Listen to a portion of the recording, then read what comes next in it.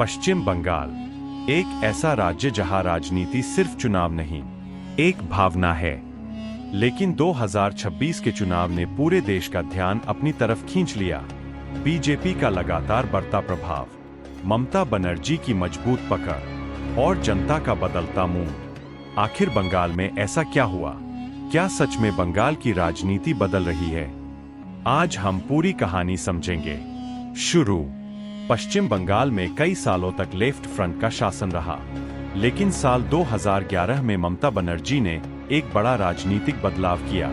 उन्होंने वामपंथी सरकार को हराकर सत्ता अपने हाथ में ले ली।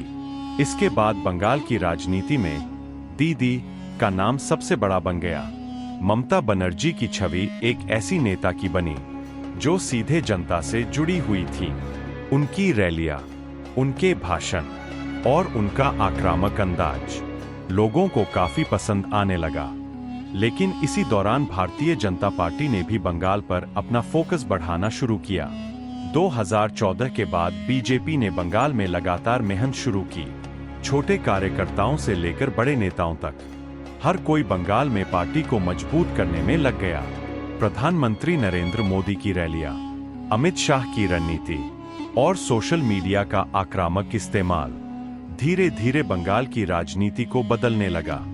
2021 के चुनाव में बीजेपी ने पहली बार टीएमसी को सीधी और कड़ी टक्कर दी। हालांकि ममता बनर्जी चुनाव जीत गईं, लेकिन बीजेपी ने साफ कर दिया कि अब वो बंगाल में सिर्फ एक छोटी पार्टी नहीं रही। 2026 आते आते बंगाल का माहौल पूरी तरह बदल चुका था। एक तरफ टीएमसी अपने विकास कार्यों और योजनाओं का प्रचार कर रही थी, तो दूसरी तरफ बीजेपी भ्रष्टाचार, बेरोजगारी और हिंसा जैसे मुद्दे उठा रही थी। ग्रामीण इलाकों में बीजेपी ने तेजी से अपनी पकड़ मजबूत की। सोशल मीडिया पर बंगाली भाषा में लगातार कैंपेन चलाए गए। युवा वोटर्स को खास तौर पर टारगेट किया गया। वहीं दूसरी तरफ कई जगहों पर टीएमसी नेताओं पर भ्रष्टाचार के आरोप लगे, जिसके कारण जनता के बीच नाराजगी भी देखने को मिली।